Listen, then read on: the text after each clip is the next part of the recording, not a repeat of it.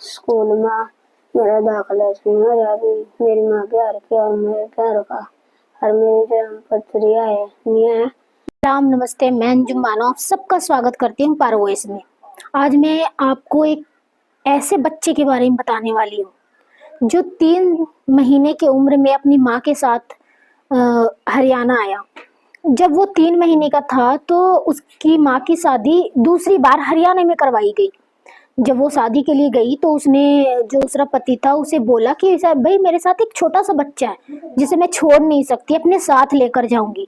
उस टाइम उन्होंने कहा कि चलो ठीक है, हम बच्चे को ले जाने के लिए तैयार है। उसके बाद वो बच्चा अपनी माँ के साथ हरियाणा यमुनानगर में आता है। यमुनानगर में आने के बाद वो महज 3 महीने का बच्चा था। जब वो छोटा था तब तक तो सब कुछ ठीक था, कोई दिक्कत नहीं थी, कोई परेशानी नहीं थी। पर जैसे जैसे ये बच्चा बड़ा होने लग गया, इसकी माँ की परेशानियां बढ़ने लग गई।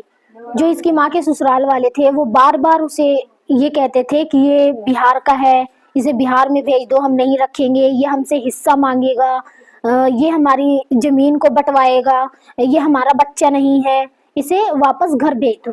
इसकी माँ इसे वापस घर नहीं भेजना चाहती थी, जिसकी वजह से इसके लिए इसके घर में इसकी माँ के साथ बहुत बुरा व्यवहार होता था। एक बार तो ऐसा हुआ कि लड़ाई झगड़े में इसकी माँ की हाथ तोड़ दी गई। इस बच्चे को तंग रखा गया। जो आसपास के लोग हैं वो भी इस बच्चे को तब अपने घर पे आने देते जब उन्हें इस बच्चे से कोई काम होता।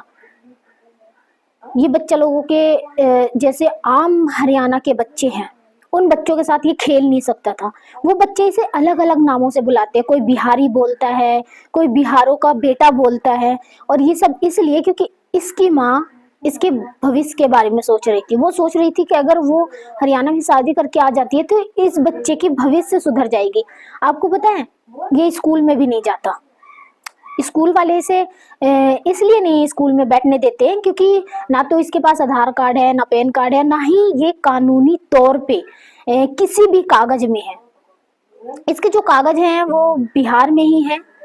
यहाँ पे इसे ना तो कानूनी तौर से गोद लिया गया है और ना ही इसका कोई खर्चा उठाता है।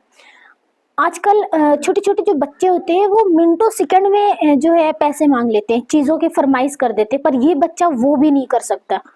यहाँ तक कि इसने कई बार अपनी माँ से और जो इसका दूसरा पिता है उससे भी कई बार कहा कि मुझे पढ़ना है, मुझे स्कूल में जाना है, पर वो लोग इसे स्कूल में नहीं भेज रहे थे।